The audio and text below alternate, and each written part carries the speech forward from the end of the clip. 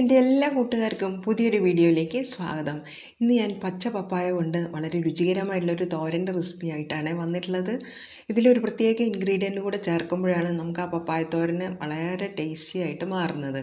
അപ്പോൾ സ്കിപ്പ് ചെയ്യാതെ എല്ലാവരും കാണണേ. കൂടാതെ വീഡിയോ ഇഷ്ടമായാൽ ഒരു ലൈക്ക് തന്നെ സപ്പോർട്ട് ചെയ്യാനും മറക്കരുത് കേട്ടോ. പപ്പായയുടെ തൊലി എല്ലാം കളഞ്ഞ് കുരു ഭാഗങ്ങളെല്ലാം കളഞ്ഞെടുത്തിട്ട് ഞാൻ ഗ്രേറ്ററിൽ ഗ്രേറ്റ് ചെയ്തിട്ടാണ് ഞാനിത് എടുത്തിട്ടുള്ളത്. ഇത് ഏകദേശം ഒരു 300 ഗ്രാമോളം വരും പപ്പായ, ഗ്രേറ്റ് ചെയ്ത പപ്പായ. അപ്പോൾ ഇനി നമുക്ക് ഇത് തോരൻ ഉണ്ടാക്കാൻ ആരംഭിക്കാം. അതിനായിട്ടൊരു കടായിലേക്ക് ഞാൻ 2 ടേബിൾ സ്പൂൺ വെളിച്ചെണ്ണ ഒഴിച്ച് കൊടുത്തിട്ടുണ്ട്. അതൊന്ന് ചൂടായി വന്നപ്പോൾ 1/2 ടീസ്പൂൺ കടുകിട്ട് പൊട്ടിച്ച ശേഷം 1/2 ടീസ്പൂൺ ചെറിയ ജീരകമാണ് ഇട്ട് കൊടുത്തുള്ളത്. ആ ചെറിയ ജീരകം എണ്ണയിൽ കിടന്ന് നന്നായിട്ട് പൊട്ടുമ്പോഴാണ് അതിൻ്റെ ഫ്ലേവർ തോരനിലേക്ക് കൂടെ ഇറങ്ങുന്നത്. അപ്പോൾ ഇനി ചെറിയ ജീരകത്തിൻ്റെ ഫ്ലേവർ ഇഷ്ടമില്ലാത്തവർ അത് നിങ്ങൾക്ക് ഒഴിവാക്കാവുന്നതാണ് കേട്ടോ. ഇനി ഞാൻ 2 വറ്റൽമുളകും കൂടെ കഷ്ണം മുറിച്ച് അതിലേക്ക് ഇട്ട് കൊടുത്തിട്ടുണ്ട്. ഇനി അതെല്ലാം കൂടെ ഒന്ന് ചെറുതായിട്ട് അതിലൊന്നൊന്ന് വഴറ്റിയൊന്ന് എടുക്കാം.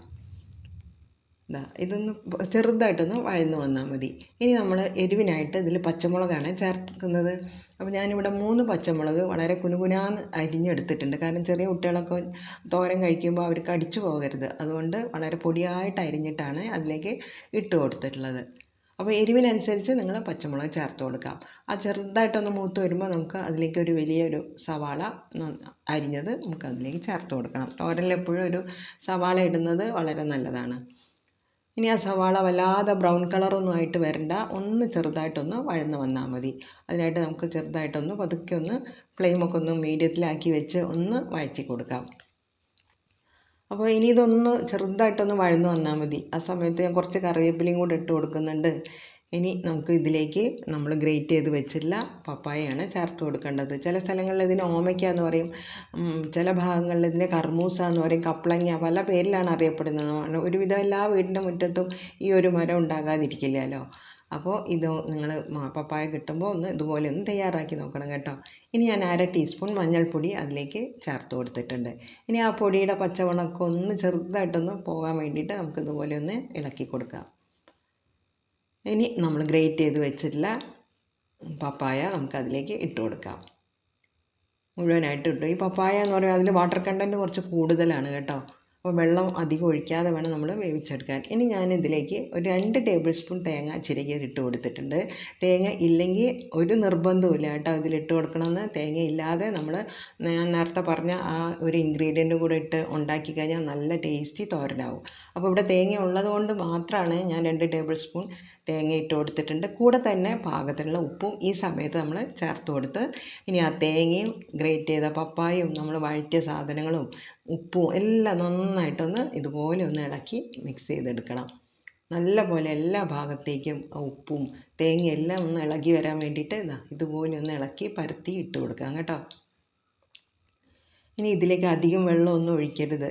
കുറച്ച് വെള്ളം 2 പ്രാവശ്യമായിട്ടാണ് ഞാനിത് ഇച്ചിരി വെള്ളം ഇതിലേക്ക് കുടഞ്ഞു കൊടുക്കുകയാണ് ചെയ്തത്. കാരണം ഇത് നല്ല വാട്ടർ കണ്ടൻറ്റ് ഉള്ള ഒരു വെജിറ്റബിൾ ആണല്ലോ. അപ്പോൾ കുറച്ച് വെള്ളം ഇങ്ങനെ കുടഞ്ഞു കൊടുത്തിട്ട് നമുക്ക് മൂടി വെച്ചിട്ട് ലോ ഫ്ലെയിമിൽ നമുക്കിത് വേവിച്ചെടുക്കാം. 2-3 മിനിറ്റ് കഴിയുമ്പോഴേക്കും നല്ല ആവി കയറി വരും. ആ ആവി എന്ന് പറയുമ്പോൾ ആ വെള്ളം അതങ്ങ് ആവിയായി പോവുകയാണല്ലോ. പിന്നെ നമ്മളതങ്ങനെ തോർത്തിയെടുക്കണം. തോർത്തിയെടുക്കുക എന്ന് പറഞ്ഞാൽ ഡ്രൈ ആക്കി എടുക്കണം. തോരൻ എപ്പോഴും ഒന്ന് ഡ്രൈ ആക്കി എടുക്കുന്നതാണ് നല്ലത്.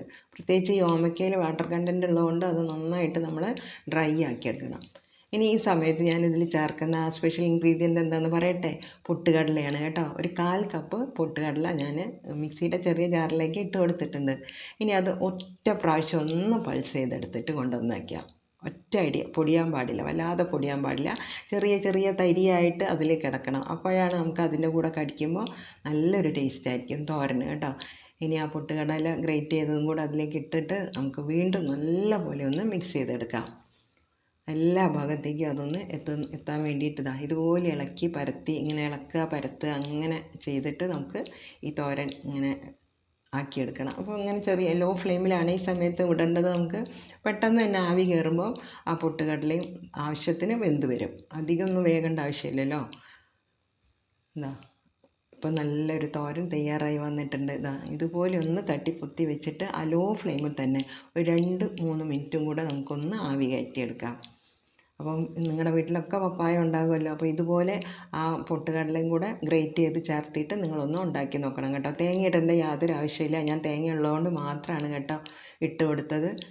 ഇനി ഒന്നുകൂടെ നമുക്ക് ഇളക്കി എന്തെങ്കിലും വെള്ളത്തിൻ്റെ അംശം അതിലോട്ട് ഉണ്ടെങ്കിൽ, നനവുണ്ടെങ്കിൽ അതുകൂടെ ഒന്ന് ഡ്രൈ ആക്കി എടുക്കണം.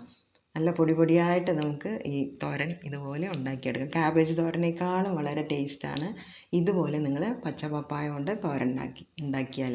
അപ്പോൾ എൻ്റെ റെസിപ്പി ഇഷ്ടമായ ഒരു ലൈക്ക് ഒന്ന് എന്നെ സപ്പോർട്ട് ചെയ്യണം. പുതിയ ഫ്രണ്ട്സ് ആരെങ്കിലും കാണുന്നുണ്ടെങ്കിൽ സബ്സ്ക്രൈബ് ചെയ്ത് എന്നെ സപ്പോർട്ട് ചെയ്യാൻ മറന്നു പോകരുത്. കൂടാതെ നിങ്ങളുടെ ഫ്രണ്ട്സിനും റിലേറ്റീവ്സിനും ഈ വീഡിയോ ഒന്ന് ഷെയർ ചെയ്ത് കൊടുക്കാനും മറന്നു പോകരുതേ. Thank you for watching.